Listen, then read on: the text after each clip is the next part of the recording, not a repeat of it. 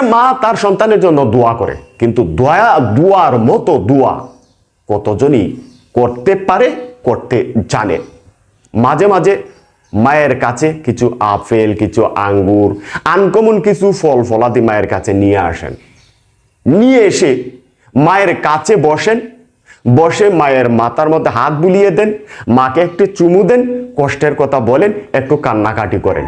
তিনি আপনার পৃথিবীর সর্বশ্রেষ্ঠ পীর, তিনি সর্বশ্রেষ্ঠ আলেম, তিনি সর্বশ্রেষ্ঠ মাজার মনে করে আপনি মন খুলে একবার চান, একবার চেয়ে দেখতে পারেন।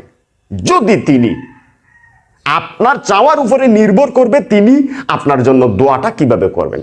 সবাই দোয়া করে, কিন্তু কেউ আবার তাহাজ্জুদের নামাজে সেজদায় গিয়ে কান্না জড়িত কণ্ঠে আল্লাহর কাছে দোয়া করে তার সন্তানের জন্য। আবার কেউ এমনিতেই বলে আমার সন্তান যেন আল্লাহ ভালো থাকে, আবার কেউ হাত তুলে বলে। ধরনটা আপনাকে বুঝতে হবে।